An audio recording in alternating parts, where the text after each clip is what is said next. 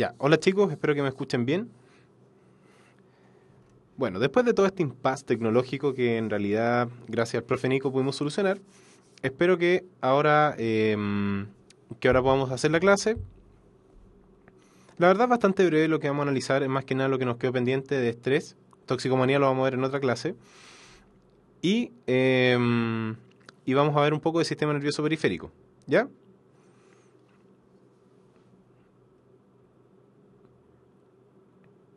Con respecto al chat, para todos es un agrado tratar de escribir bien. Estamos en una situación teóricamente formal, así que no me gusta leer un poco de lo que son garabatos, faltas de respeto y cosas en el chat. No quiero verme en la obligación de cerrar el chat y no verlo, y lamentablemente porque se afectaría a mucha gente que sí quiere aprender y sí quiere estudiar. Así que en realidad, por un favor común, eh, tratemos de hablar bien. ¿Ya? Entonces, como les había dicho, vamos a hablar un poco acerca de estrés y drogas, pero la parte de drogas no la vamos a ver en esta clase porque corresponde más a toxicomanía que vamos a ver posteriormente. Entonces, si hablamos de estrés, nos referimos en realidad a una serie de respuestas que tiene el organismo para poder adaptarse frente a una situación que la considera como una amenaza. ¿Ya? Eh, es importante distinguir dentro de lo que es el sistema nervioso al estrés como una respuesta. Para poder entender de una manera mejor, tenemos estrés agudo y un estrés crónico que se diferencian en base al tiempo, y también tenemos algunas características esenciales para poder hablar acerca de lo que es estrés. El estrés, a diferencia de lo que se cree normalmente, es una respuesta que es necesaria para la supervivencia. Sin el estrés no podríamos estar vivos, y el hacer de una manera crónica un estímulo que se considera como amenaza puede llevar a repercutir seriamente en la vida de un individuo, y eso es lo que vamos a hablar ahora. ¿Ya? Cuando hablamos de estrés agudo, nos referimos a un evento que es relativamente nuevo para el organismo, que no se lo espera, y acá predomina una respuesta que es esencialmente del sistema nervioso autónomo simpático, y es un estímulo de corta duración que no tiene mecanismos adaptativos. Es decir, es una respuesta que después de que se retire el estímulo, vuelve a la normalidad.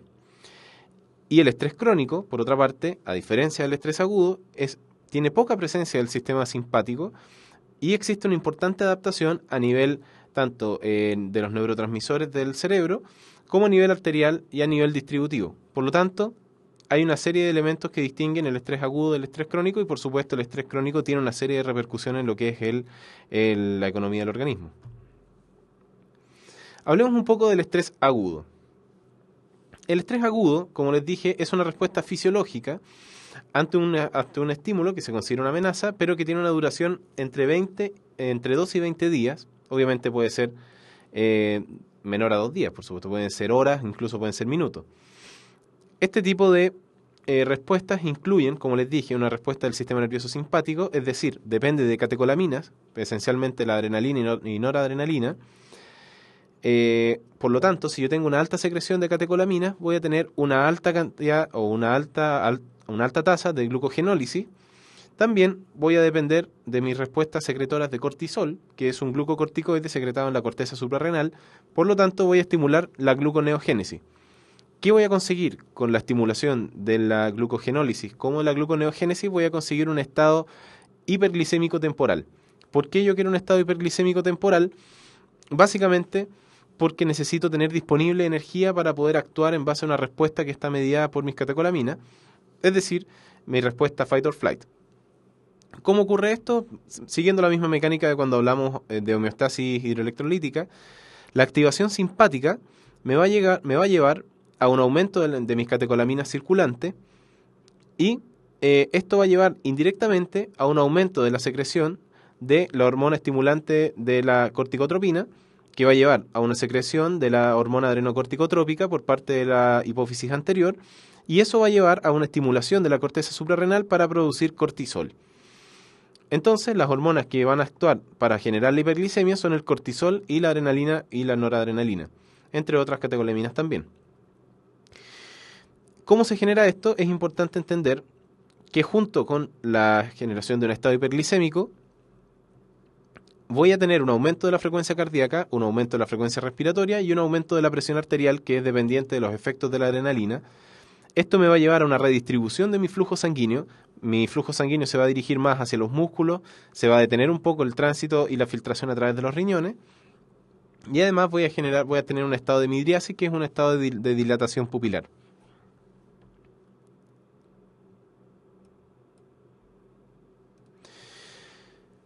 Por otra parte, la glucogenólisis, como dice su nombre, lisis del glucógeno, es obtener glucosa a partir del glucógeno y se estimula por la adrenalina en el hígado y en el músculo esquelético. Recuerden que ahí están los depósitos de glucógeno y hay una serie de enzimas que participan acá, como la glucógeno-fosforilasa, la fosfoglucomutasa y la glucosa 6-fosfatasa, que son enzimas esenciales para poder contar finalmente con glucosa circulante útil para nosotros. Por otra parte, la gluconeogénesis, como dice su nombre, es generar glucosa a través de vías que son alternativas y en particular son las vías desde los aminoácidos y desde los ácidos grasos.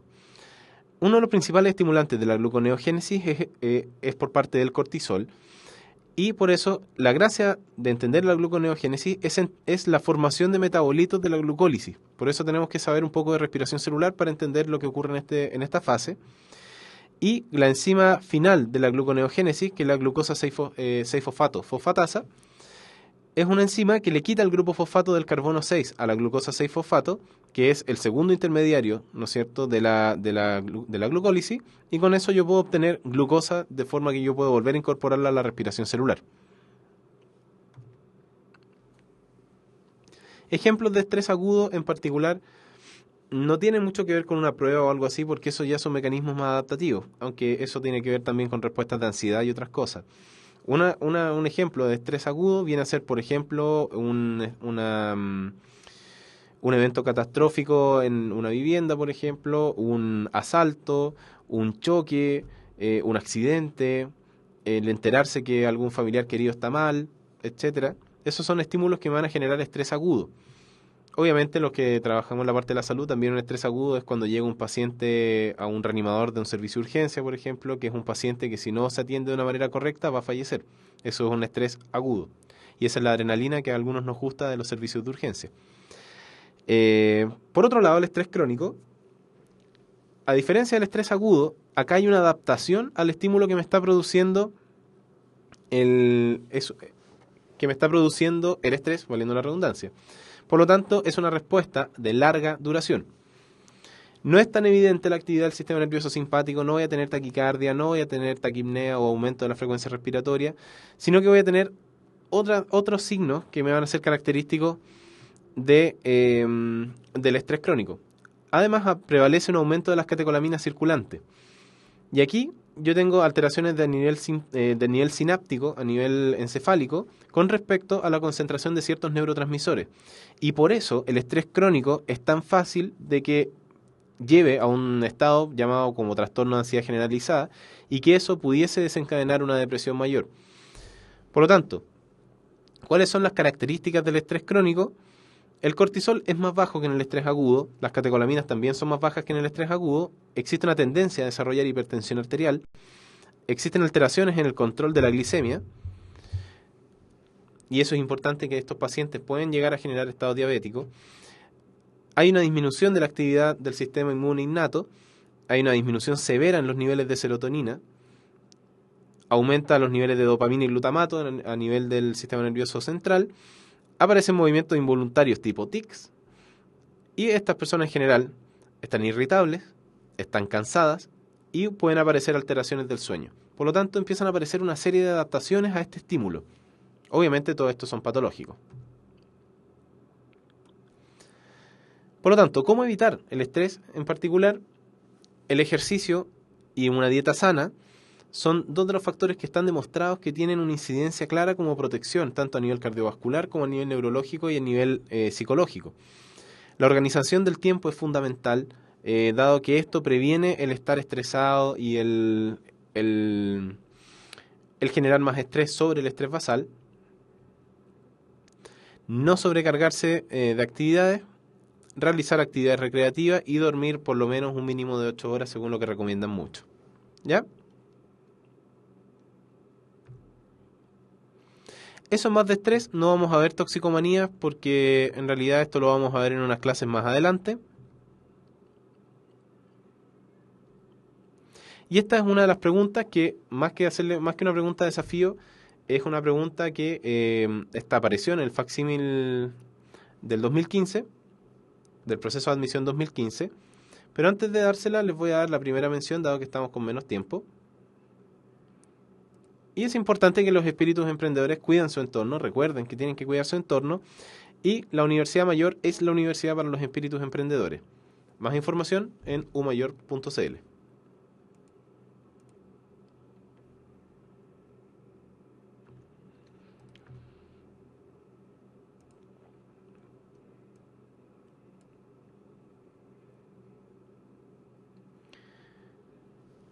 Ya, entonces les dejo esta pregunta, les doy 2 minutos para ver por en base a lo que hemos hablado, y dice que en un ser humano sometido a una situación de estrés agudo, el aumento en la frecuencia cardíaca se debe fundamentalmente a... Ahí tienen las alternativas. Quiero que me digan por el chat cuál de estas alternativas ustedes elegirían.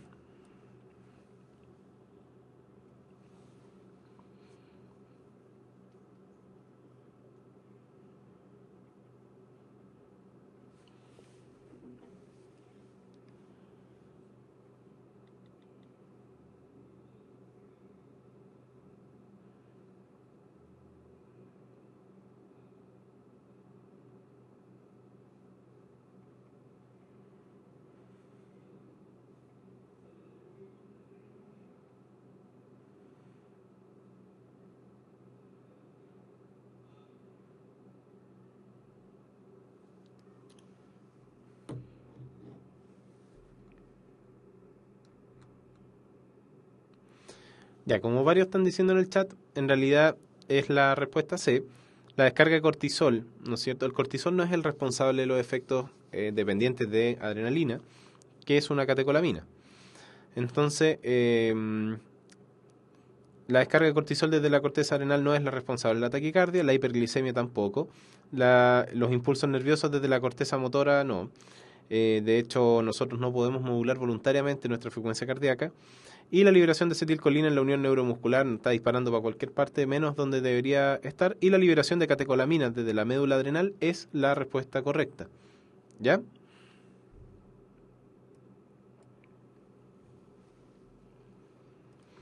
Bien, con eso terminamos la parte de estrés. Eso es lo que tienen que saber para la prueba con respecto al estrés.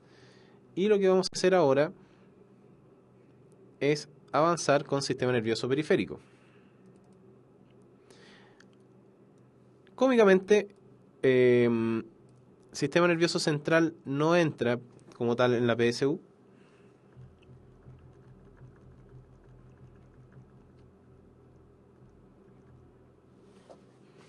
Pero igual les voy a comentar algunos términos bien generales para que nos entendamos un poco.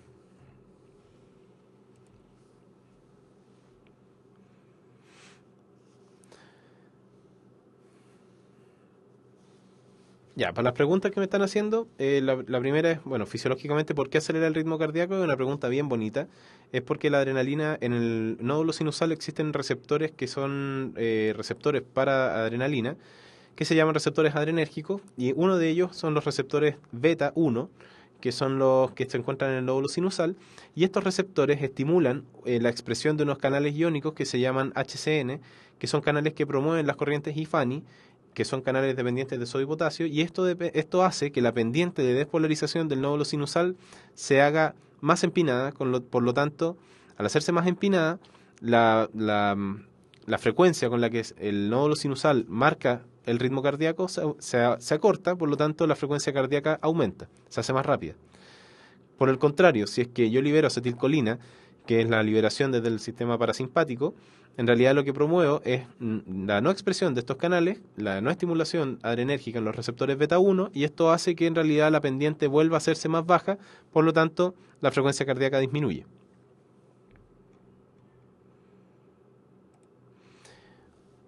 por la otra pregunta, las catecolaminas en realidad son la adrenalina, la noradrenalina, que son, como dice su nombre, aminas que vienen sintetizadas desde ciertos aminoácidos, en particular la tirosina, que tienen unido un grupo catecol.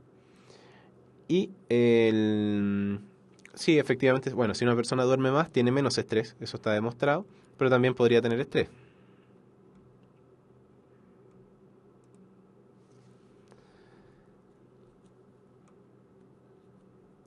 Más que el estrés es bueno, es porque el estrés agudo es fundamental, porque si nosotros no tuviéramos respuestas de estrés, en realidad no podríamos adaptarnos a situaciones que son peligrosas o que son potencialmente dañinas para el organismo. Por lo tanto, la respuesta fight or flight es en realidad una respuesta que es dependiente del sistema nervioso simpático, pero que está en el contexto del estrés agudo. Y gracias a eso podemos defendernos, correr o adaptarnos para poder luchar ante esa situación y así perpetuar la vida, el éxito reproductivo y todo lo que implica. ¿Ya?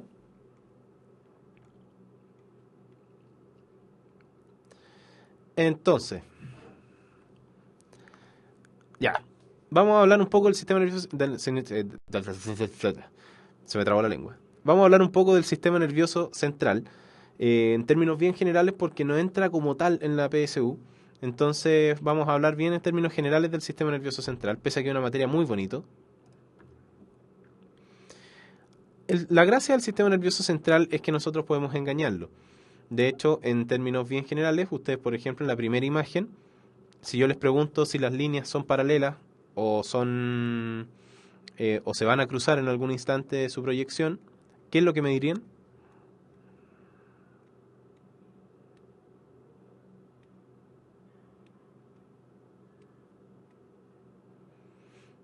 Esto es módulo lectivo, porque lo preguntan.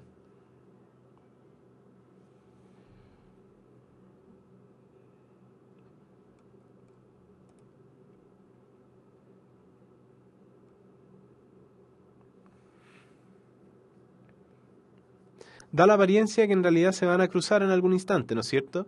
Pero si ustedes toman una regla o dibujan los cuadraditos, ¿no es cierto? Y van viendo las líneas, en realidad se van a dar cuenta que son líneas paralelas. Es una ilusión óptica. ¿Ya? Por otro lado, si es que ustedes van mirando esta imagen de la derecha y intercalan entre los puntos lo que están, donde están focalizando la mirada, da la impresión de que las redondelas se mueven un poco, ¿no es cierto?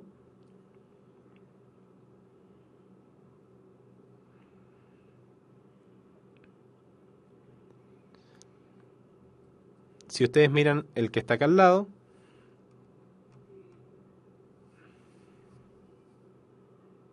va. Por ejemplo, este cubo Rubik que está acá, claramente no se puede construir en la realidad. Este es un juego con las dimensiones, ¿no es cierto?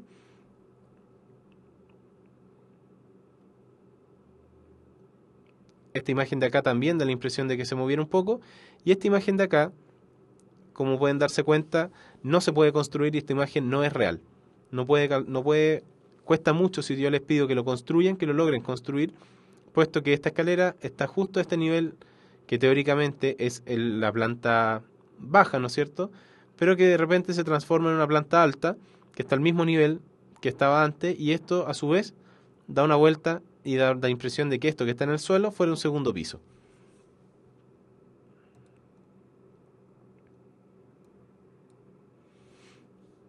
¿Ya? Entonces, todo esto que les digo en realidad es porque su cerebro, no puse la imagen, pero su cerebro tiene una confusión entre la integración lógica, que depende del hemisferio izquierdo, y la integración visual o la integración sensorial más abstracta, que es dependiente del hemisferio derecho. Entonces, les voy a dar solamente algunas introducciones, no vamos a hablar de los detalles del sistema nervioso central.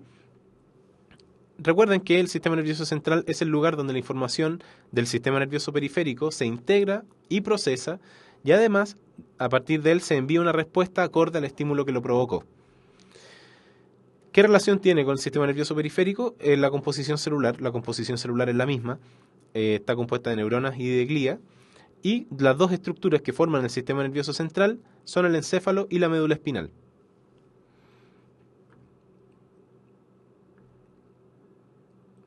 Recuerden que existe una sustancia blanca que solamente tiene axones mielinizados. una sustancia gris que solamente contiene núcleos neuronales, es decir, cuerpos neuronales y axones que no son mielinizados, y se divide en tres zonas anatómicas, en un cerebro anterior, que es la parte más grande, el cerebro medio, que es donde está el mesencéfalo, y el cerebro posterior, que es donde está el cerebelo, el puente y lo que es el bulbo raquídeo. Y acá tienen un corte de una biopsia de un cerebro y acá pueden darse cuenta que está la sustancia blanca y en la corteza, ¿no es cierto? Puede verse más la sustancia gris. Y en algunas zonas, como el tálamo, puede verse también un poco de sustancia gris.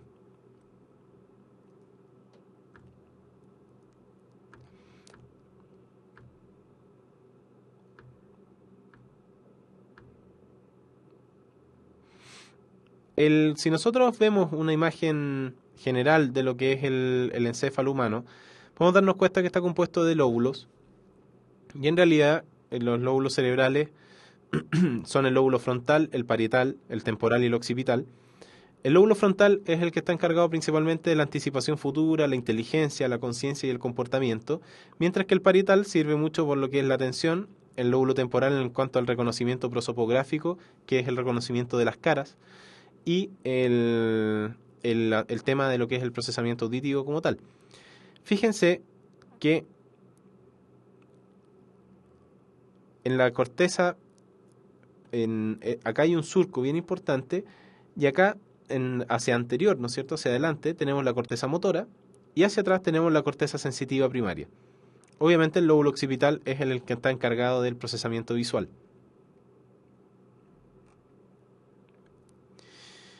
Funciones del cerebro humano: la inteligencia, el aprendizaje, la anticipación, el razonamiento, memoria, ¿no es cierto? Estos son parte de las cosas que hacen tan complejo el cerebro humano. Esta clase a mí me gusta mucho hacerla, pero lamentablemente es una clase que lleva harto tiempo y que en realidad como no entra no los voy a hacer perder tiempo en materia que no se la van a preguntar probablemente.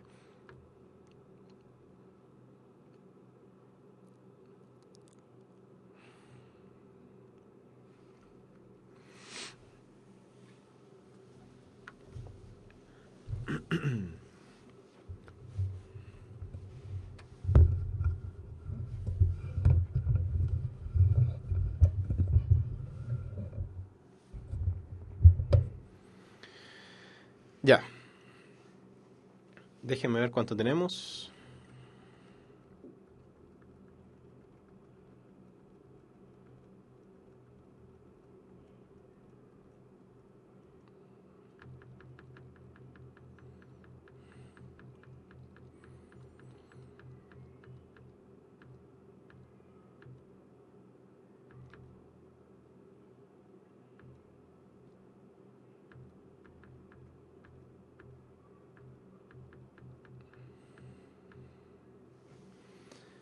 Ya.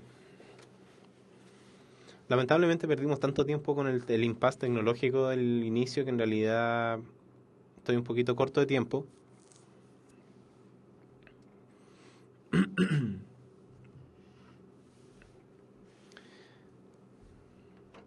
Ya, vamos a darle al sistema nervioso periférico lo que alcancemos y idealmente tratar de terminar hasta ojo, ¿ya?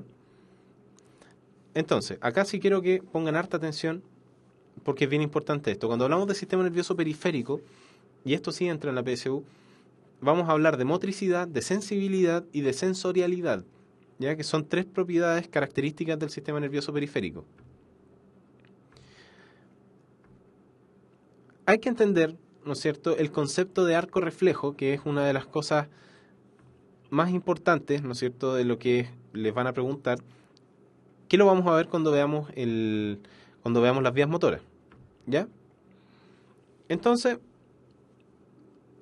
cuando hablamos del sistema nervioso periférico, es un sistema nervioso que comunica todo lo que es el territorio extrasistema nervioso central con el sistema nervioso central como tal.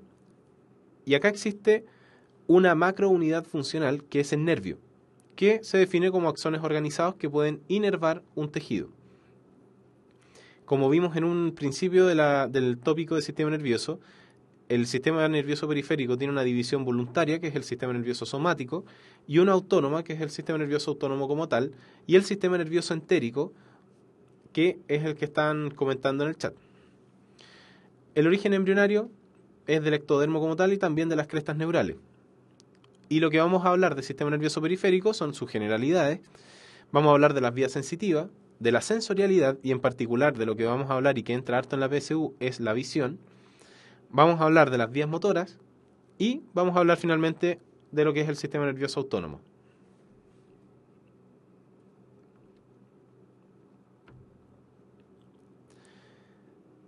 Entonces, las vías sensitivas, ¿no es cierto? Como acá vamos a hablar de cables, en realidad tenemos que entender de qué están compuestos los cables, de dónde para dónde va a viajar y cuál es la función que va a tener. En el caso de las vías sensitivas son vías aferentes. Recuerden que llevan información desde el medio, desde lo más distante del sistema nervioso central al sistema nervioso central como tal. Y es una fibra caracterizada por neuronas pseudo unipolares. Esto significa que da la impresión que tuvieran un polo, pero este polo se divide en dos grandes ramas, ¿no es cierto? Una que va hacia los receptores y otra que va a hacer sinapsis a la médula espinal. El soma neuronal, en el caso de las neuronas sensitivas, es extraespinal. Por eso existe un ganglio sensitivo en la médula espinal. Y la aferencia de las vías sensitivas se realiza en el asta dorsal de la médula espinal, es decir, por las astas posteriores, que están acá.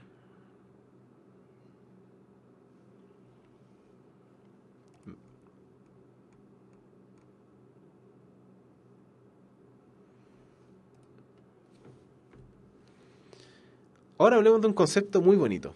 Es el término de lo que es simplemente las vías sensitivas, pero son mucho más complejos que eso.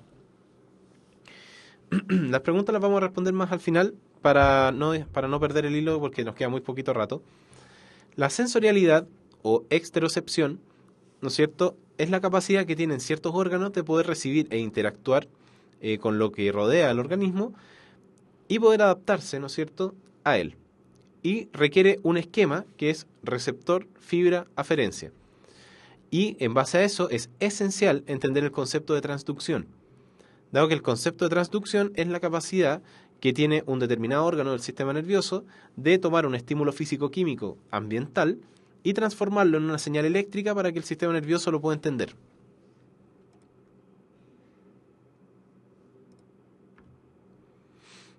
En base a eso, vamos a hablar de los sentidos, ¿no es cierto?, que componen el organismo, y vamos a partir por el tacto. El tacto, ¿no es cierto?, es uno de los sentidos que es muy importante y que acá se luce la piel, ¿no es cierto?, donde tenemos distintos elementos que componen distintas características del tacto, ¿no es cierto?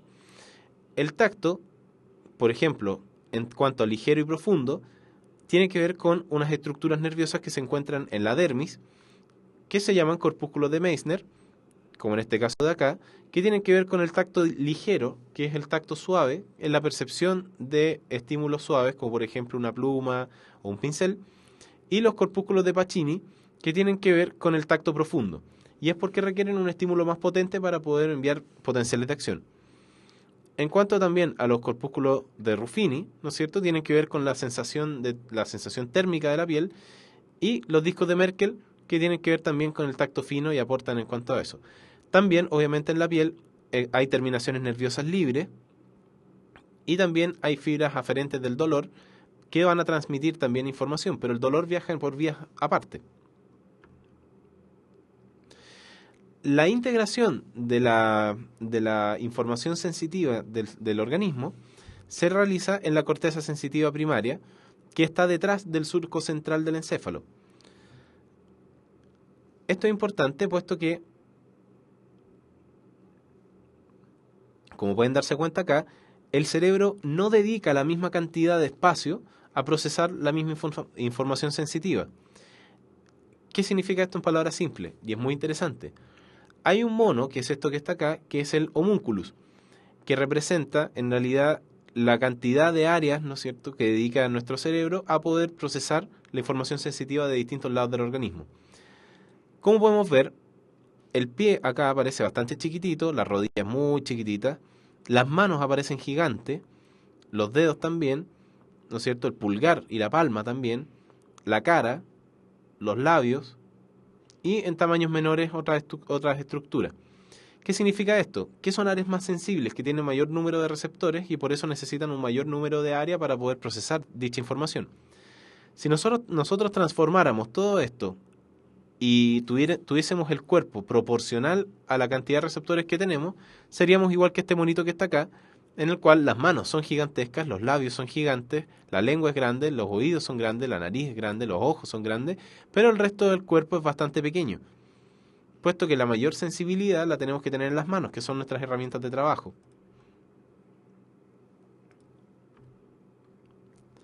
Eso con el tacto.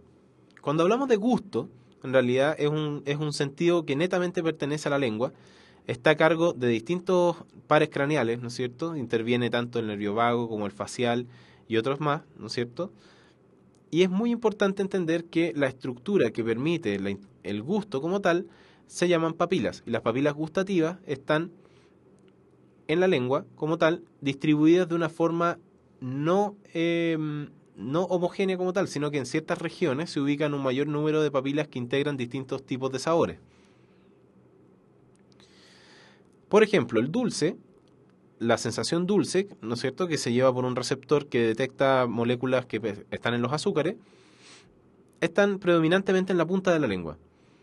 Mientras que las papilas que detectan sabores amargos, que también es un receptor especial, se encuentran hacia la parte trasera de la lengua.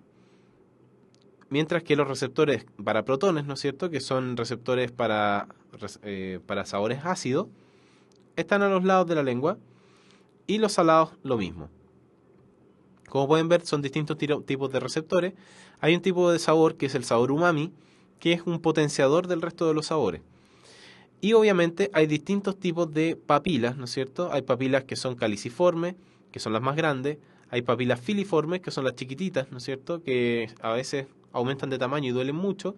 Y las papilas foliadas, que están en la parte de atrás de la lengua.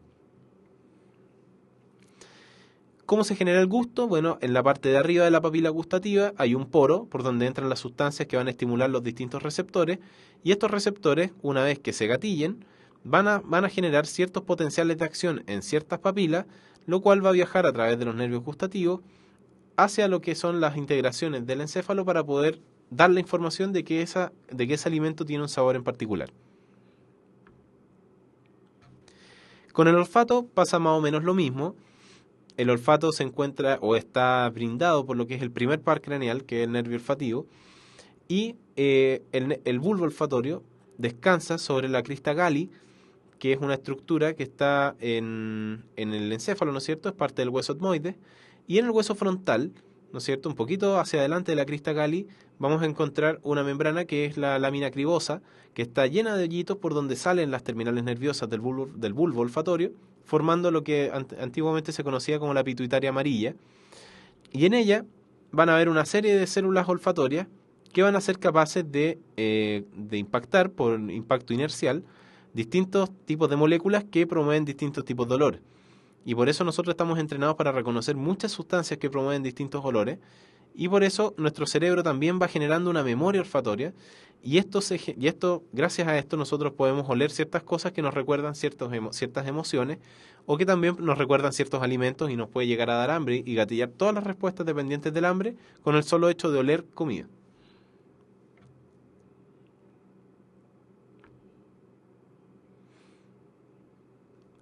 En cuanto a la audición, lamentablemente no les traje un video muy interesante sobre la audición que muestra cómo funcionan las ramplas. La audición básicamente la promueve lo que es el oído, ¿no es cierto?, que es el órgano de la audición. Y en este caso tenemos que distinguir un oído externo, un oído medio y un oído interno.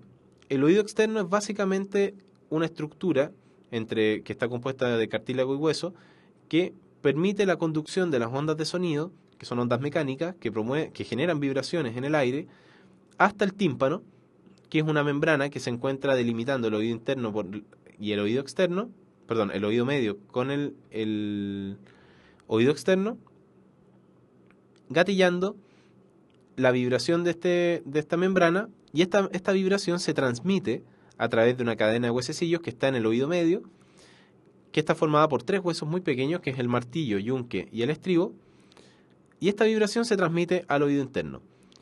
En el oído medio, fíjense que hay una tuba, que es la trompa de Eustaquio o tuba auditiva, que está conectada a la faringe. Y la gracia de esto es que al estar conectado con la faringe, indirectamente está conectada con la cavidad oral e indirectamente está conectado con el medio externo. Por lo tanto, el oído medio tiene la misma presión que el que existe afuera. Y por eso cuando cambiamos de presión, por ejemplo, cuando cambiamos de alturas de grandes alturas a baja altura, se nos tapan los oídos por lo mismo, por el cambio de presión.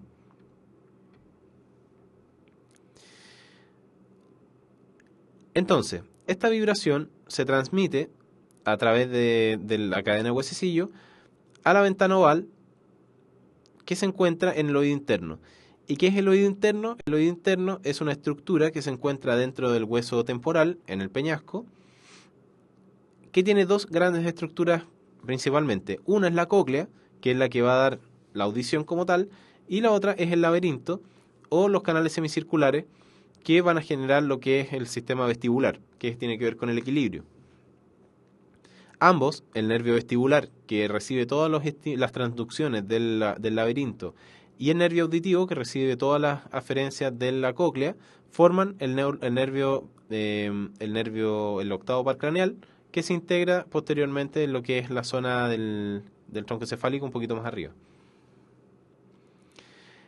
Si nosotros cortamos la cóclea y pudiéramos ver las ramplas, nosotros vamos a ver que tenemos distintos tipos de rampla, la rampla vestibular, el ducto coclear y la rampla timpánica, que esto no es muy importante, pero sí es importante que aprendan que para la PSU el órgano funcional que promueve la audición es el órgano de Corti, que es esto que está acá.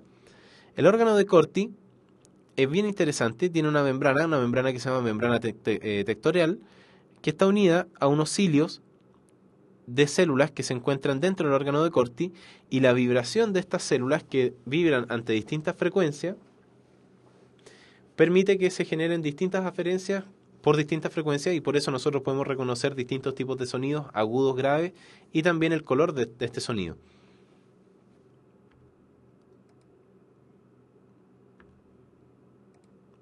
Acá tienen unas fotos bien bonitas de cómo muestran los cilios del órgano de Corti. Es bastante bonito. Y acá pueden ver también los cilios ordenaditos acá arriba y las células que van formando posteriormente la transducción del nervio auditivo.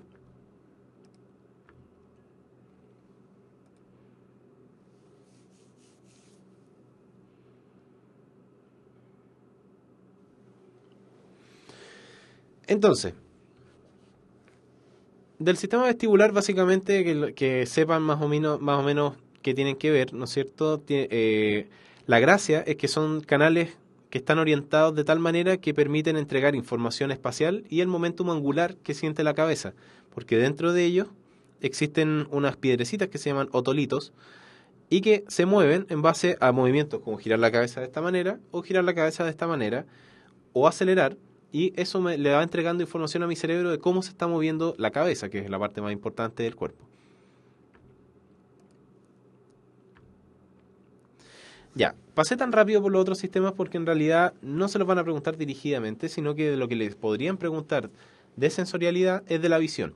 Y por eso en la visión me quiero detener un poco más y lo vamos a estudiar con un poco más detalle. No sé si tienen alguna duda hasta ahí.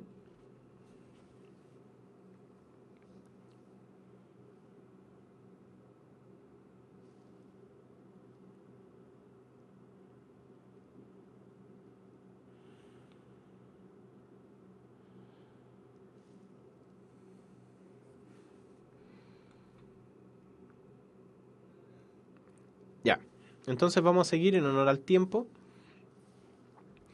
y vamos a hablar de la visión. Antes de seguir de la visión, vamos a hacer una especie de pregunta desafío formativa, porque lamentablemente, como estoy usando las presentaciones en PDF, no se me reproducen las animaciones, por lo tanto aparecen con las respuestas.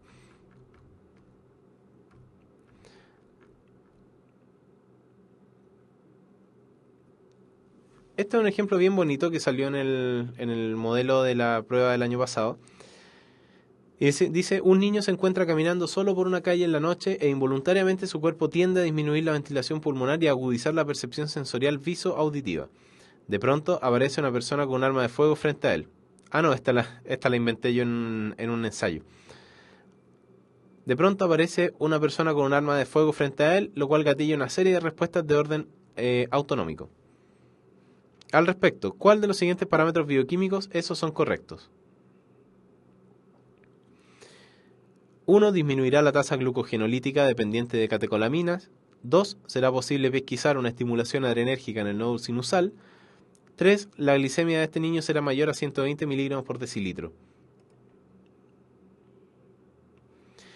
Obviamente, como ya hemos hablado, la tasa glucogenolítica va a aumentar porque es un estrés agudo, por lo tanto, las catecolaminas van a tender a aumentar esta tasa glucogenolítica, por lo tanto, es incorrecto el enunciado 1.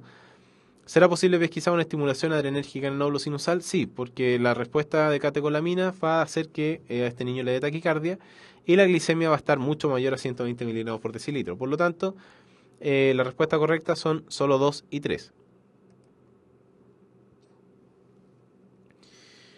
Y otra pregunta es, durante el potencial de acción, a ver qué tanto se acuerdan de la primera clase, lo que permite que la despolarización de la neurona desde menos 70 mV hasta más 40 mV esta está súper fácil, que es la apertura de los canales activados por voltaje de sodio.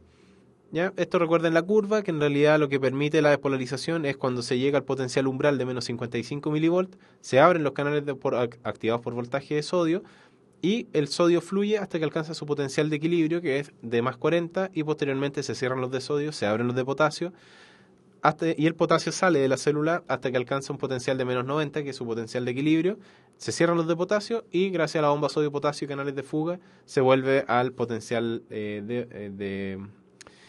al potencial de reposo.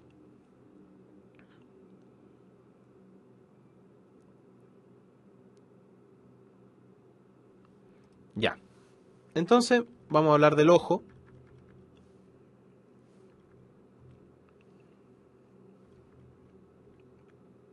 Y creo que vamos a terminar con ojo por el tiempo. Siempre nos pasa algo que no debería estar calculado, pero la próxima semana terminaríamos lo que nos queda del sistema nervioso periférico.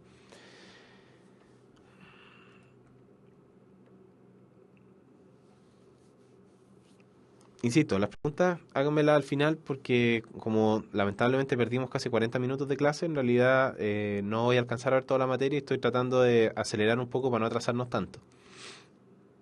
No es de mala voluntad. Entonces, el ojo, o la visión, en rigor, pero es un sentido, uno de los sentidos fundamentales de la existencia de todos los organismos, salvo que tengan una condición de vida extrema, como aquellos peces que viven a grandes profundidades del mar donde no hay luz. Y gracias a los órganos que son los ojos, nosotros podemos ver.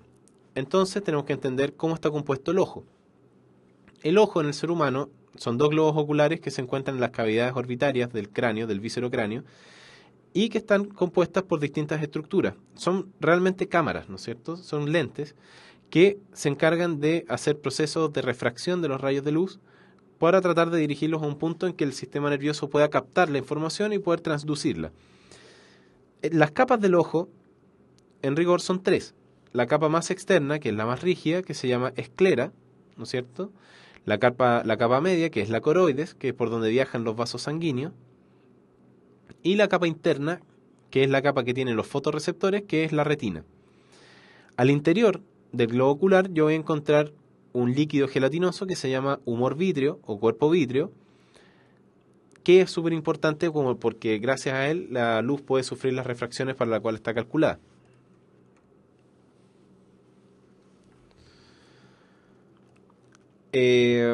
Partiendo de anterior hacia posterior, hay una zona de la esclera que es transparente en la parte anterior del ojo que se llama córnea. Entre la córnea y el cristalino hay un humor, ¿no es cierto?, un líquido que se llama humor acuoso, como dice su nombre, es muy similar al agua, y acá hay un músculo que controla el diámetro del agujero por donde entra la luz. Este músculo se llama iris y que puede tener pigmentos que le dan el color a los ojos. Y al interior del iris hay un orificio, ¿no es cierto?, que es la pupila, que es por donde van a entrar los rayos de luz hacia el globo ocular. La pupila, obviamente, puede adaptarse dependiendo de la cantidad de luz que haya.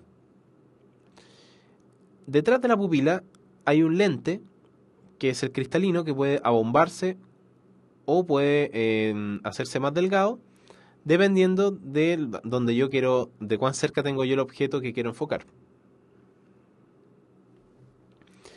Entonces, el modo de funcionar del ojo es que llega un rayo de luz, se refracta, ¿no es cierto?, en la córnea, incide en la pupila, se vuelve a refractar en el cristalino y se vuelve a refractar en el cuerpo vítreo o el humor vítreo para incidir en la fóvea.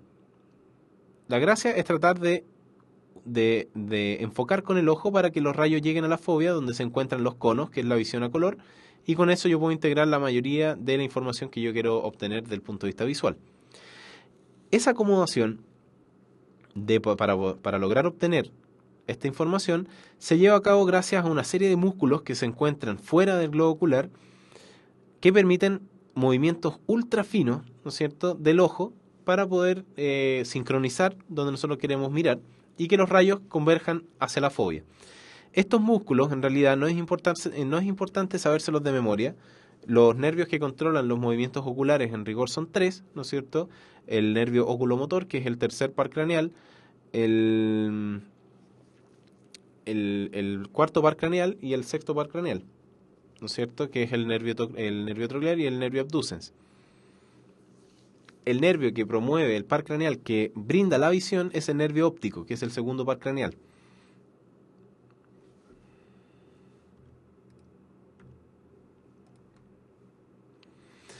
Hablemos un poco de la retina.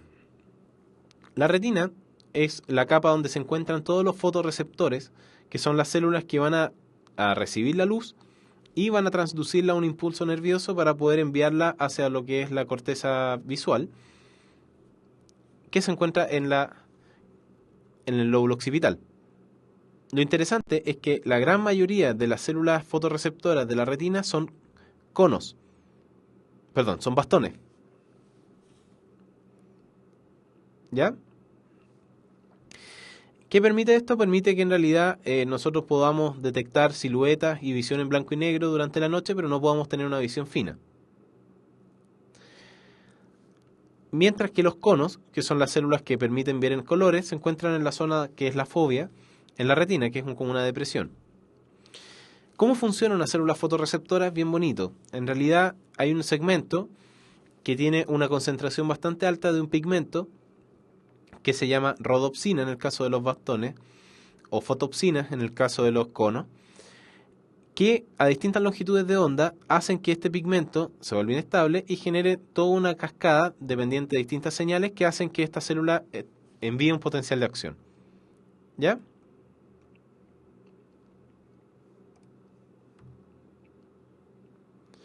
Acá pueden ver bastones con conos entre medio.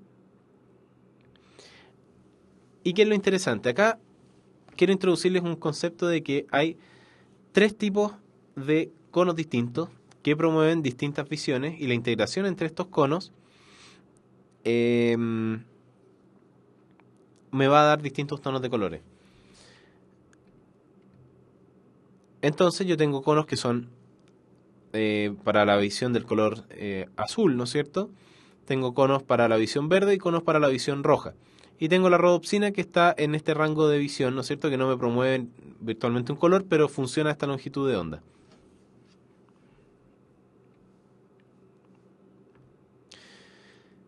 Ya, acá necesito ver si es que estamos relativamente sincronizados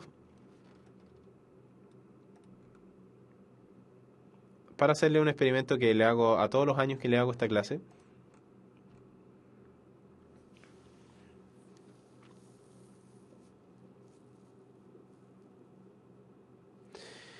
La gracia es que para que vean que ustedes tienen tres tipos de conos diferentes, voy a estimular un tipo de conos que ustedes tienen, que son los conos tipo G, que promueven la visión verde, de color verde, y con eso, al estimular los conos tipo G, voy a agotar sus reservas de fotopsina tipo G, y obviamente estos conos van a dejar de disparar potenciales de acción y voy a interactuar con los otros dos conos, y gracias a eso ustedes van a ver una información compensatoria que va a transmitir su retina, que va a ser la integración entre los conos para la visión azul y la visión roja.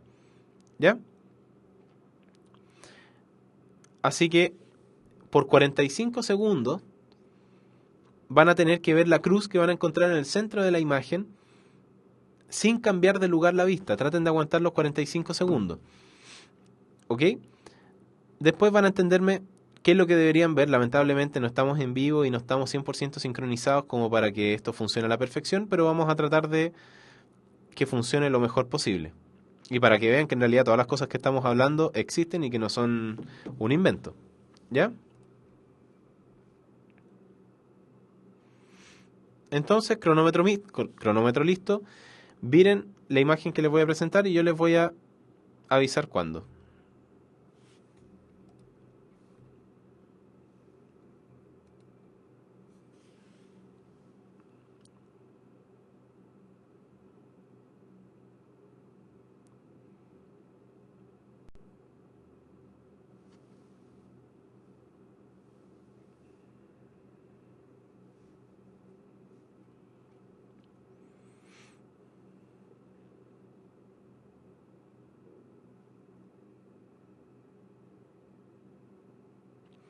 Miren la cruz que está al centro de la estrella. No me miren a mí, no miren nada más, solamente el centro de la estrella.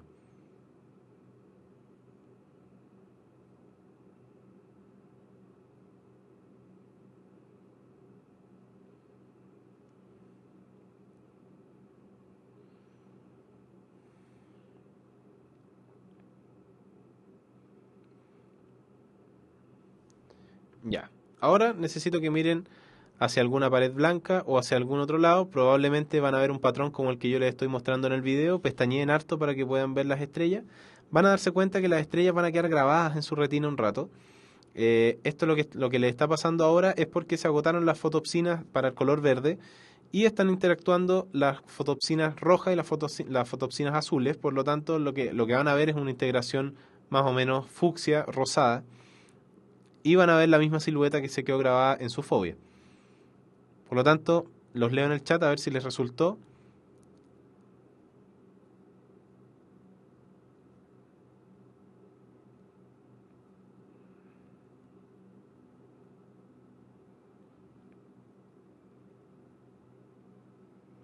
Bueno, aparte está el factor que tenemos que hacerlo en pantalla completa y todo.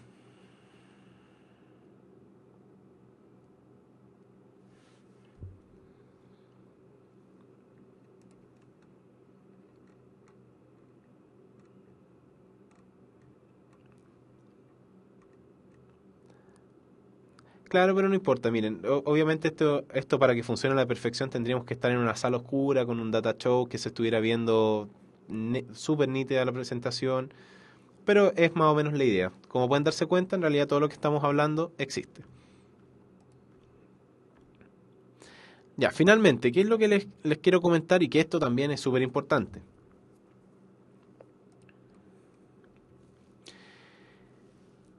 El tema de cómo viaja la información visual, y con esto vamos a terminar la clase de hoy, es súper importante. Fíjense que el campo visual está dividido de la siguiente forma, y por eso está en color. Esta imagen es súper buena.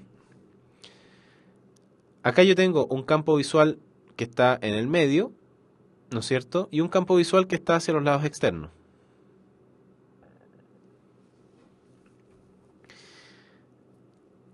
¿Cuál es el primer punto de cómo se ve? La retina está dividida en dos lados distintos. Una hemirretina nasal, que está orientada hacia la nariz, y una hemirretina temporal, que está orientada hacia el hueso temporal. El campo visual, obviamente si acá yo tengo el campo visual izquierdo, el ojo izquierdo lo procesa al revés. Por ejemplo, el campo visual del ojo izquierdo, la parte del centro del campo visual, la procesa la parte externa de mi globo ocular izquierdo.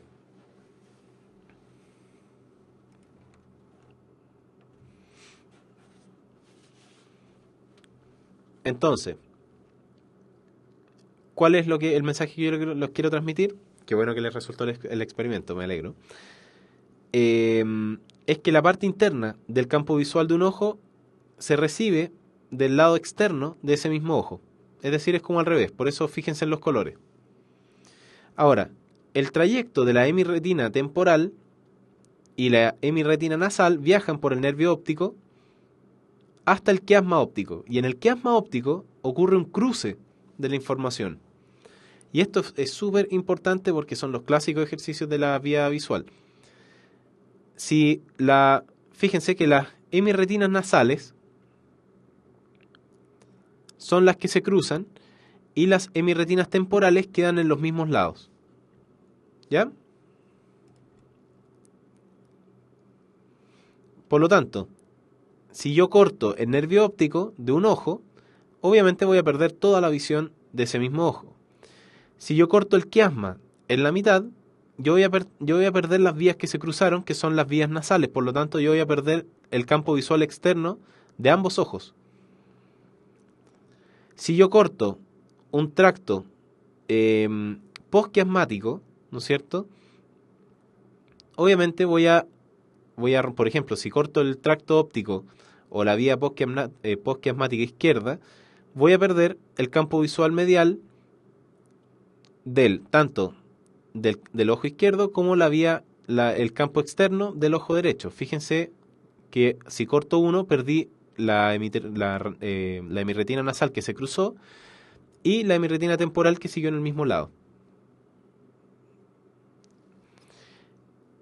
Entonces, esto es lo importante. Este mono tienen que sabérselo de memoria y hacerlo 1000 veces hasta que se lo memoricen.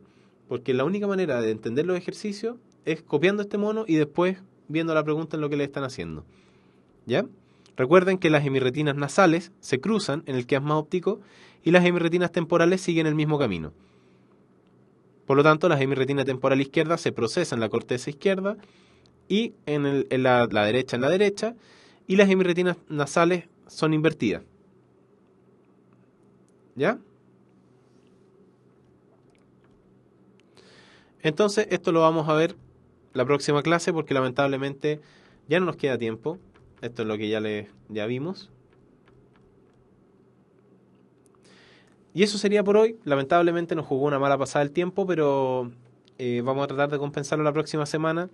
Ya la próxima semana se empiezan a normalizar las cosas. Estamos en proceso de cambio de lugar del estudio, por lo tanto hay muy poca gente acá.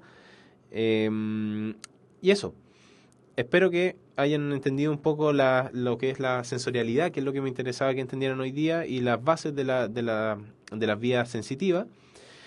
Y en lo que es el estrés, que ya vimos que la importancia de saber cuándo es agudo, cuándo es crónico y cuáles son las características por cada uno, ¿ya?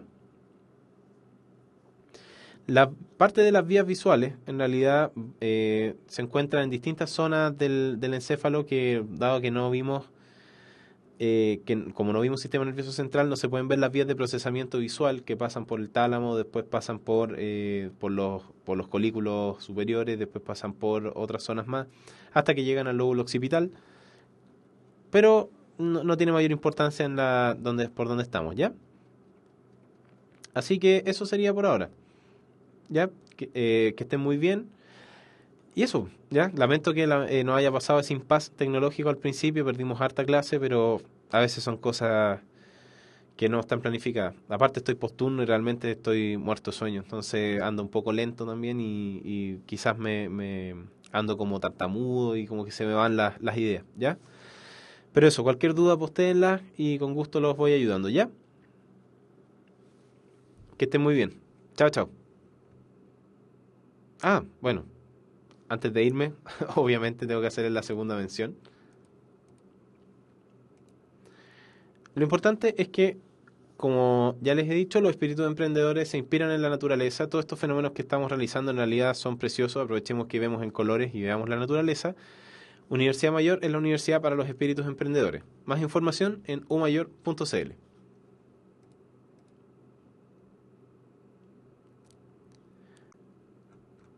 Ya, ahora sí que sí. Que estén muy bien. Chao, chao.